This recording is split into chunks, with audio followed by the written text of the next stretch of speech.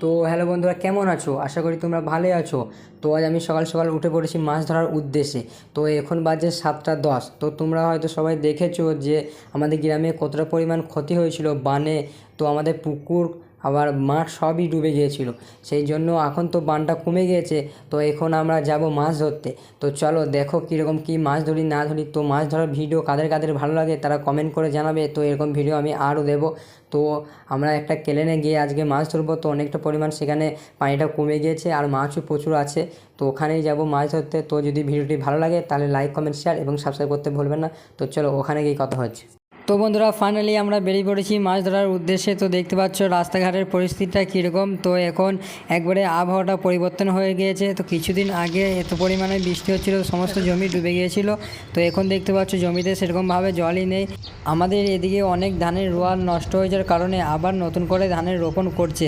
তো দেখতে পাচ্ছ আমরা ফাইনালি মাঠের দিকে রওনা দিয়ে দিলাম। তো বন্ধুরা, আমাদের বাড়ি থেকে কেলেনটা অনেকটা দূর। তো আমাদের কেলেন দিয়েও আসা যেত, কারণ আমাদের কেলেনের বাঁধগুলো সব কেটে দিয়েছিল বৃষ্টির কারণে। তো সেই জন্যে আমাদের কেলেন দিয়ে আসা গেল না, তাই আমাদেরকে রাস্তা দিয়ে ঘুরে ঘুরে আসতে হলো। তো দেখতে পাচ্ছ বন্ধুরা, ফাইনালি আমরা সেই কিন্তু কেলেনের কাছে পৌঁছে গিয়েছি। তো বন্ধুরা দেখতে পাচ্ছ এদিকে মাঠের অবস্থাটা কীরকম। তো সকাল সকাল মাঠ আসার মজাটাই আলাদা। তো আমার মতো কারা কারা সকাল সকাল মাঠ যাও তারা কমেন্ট করে জানাও। তো বন্ধুরা, ফাইনালি আমরা সেই মাছ ধরার জায়গাতে পৌঁছে গেলাম। তো দেখতে পাচ্ছ ওদিকে হারুন ভাই পালা সরাচ্ছে। তো আমরাই পালাটা দিয়ে রেখে দিয়েছিলাম আগে থেকে, যেহেতু অনেকজনে খিয়া মেরে মাছ ধরে নেয় সেই জন্য আমরা আগে থেকে পালাটা দিয়ে রেখে দিয়েছিলাম। তো এদিকে সাবমার্সেলটা দেখতে পাচ্ছ আমাদেরই। তো আমাদের এদিকে বেশিরভাগ জমি আমাদের আছে। তো আমরা এই মাঠে বেশি চাষ করি জমি। তো নাও মাঠে আমাদের জমি খুব একটা নেই, এই মাঠে বেশি আছে। তো দেখতে পাচ্ছ চারিদিকে দৃশ্যটা। তো এইখানটায় মনে হচ্ছে অনেকটাই মাছ হবে। তো আমরা যেহেতু আগে থেকে দেখে রেখে দিয়েছিলাম জায়গাটা। তো বন্ধুরা, তোমরা হয়তো ভাববে যে আমরা কেলেনে কেন মাছ ধরলাম না। তো কেলেনে এক ফোঁটাও জল নিয়ে একবারে মরে গিয়েছে।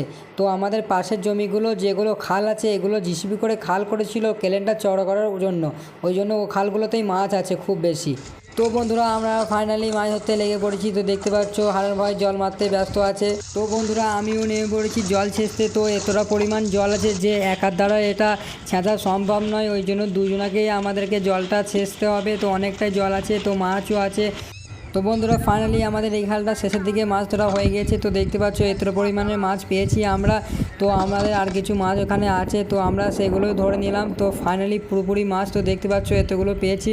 তো দেখো কত রকম মাছ আছে আমাদের এখানে। তো বন্ধুরা, এই খালটা মাছ ধরা কমপ্লিট হয়ে গেল।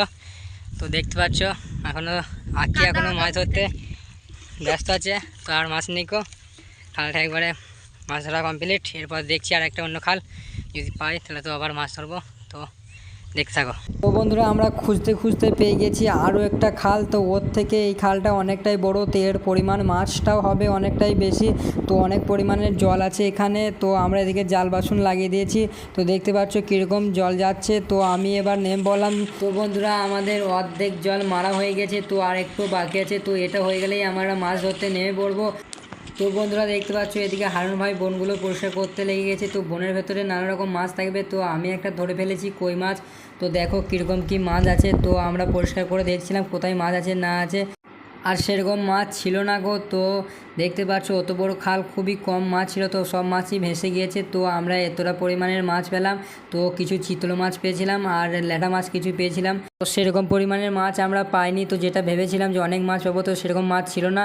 তো ভিডিওটি যদি ভালো লাগে তাহলে লাইক, কমেন্ট, শেয়ার এবং সাবস্ক্রাইব করতে ভুলবেন না।